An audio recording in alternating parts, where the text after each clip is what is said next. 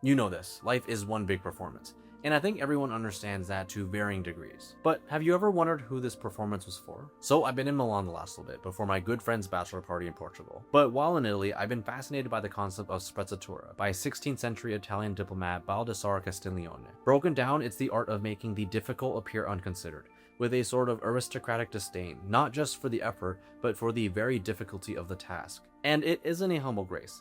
It's a grace laced with a soft contempt for what the average person finds difficult. But the deeper I go down this rabbit hole, I become more and more fascinated. Okay, so back to who this performance is all for. To answer this, we need to understand Castiglione's example of the painter and the brushstroke. Imagine a single brushstroke so easily drawn that it seems as if the hand moves unforbidden to its aim according to the painter's wish. It's so smooth that it appears to be guided without care or skill, purely natural ability, or a kind of destiny. And what this clearly reveals is the excellence of the craftsman, which every man appreciates according to his capacity for judging. But it's that last argument that I want to focus on.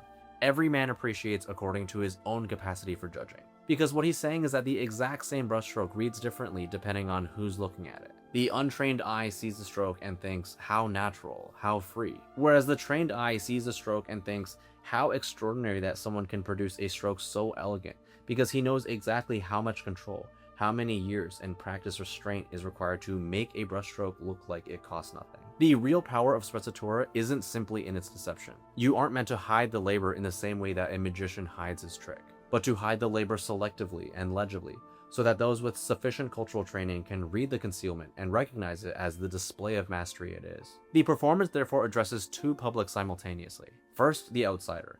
In Castiglione's time, this would be the prince who is simply charmed, who sees the courtier and thinks how naturally he carries himself. They attribute what they see to nature or an innate grace. And second, the insider, the fellow courtier who knows exactly what craft is required to produce this effect. Maybe they've done it themselves, but they can see the work behind the ease. They are impressed by the courtier's ability to execute near perfect concealment, a much more sophisticated form of admiration. And the whole structure depends on the gap between these two audiences remaining intact. Italian literary scholar Edoardo Saccone calls this the double pleasure. The courtier derives pleasure from both receptions. The popular pleasure of being admired as naturally gifted, but also the elite pleasure of being respected by peers as a master of concealment. Both distinct pleasures, and he collects both simultaneously. This topic is truly fascinating, and while I'm not in Milan for much longer, I do plan on going deeper into these topics. So if you want that, please like and follow, and let me know your thoughts in the comments.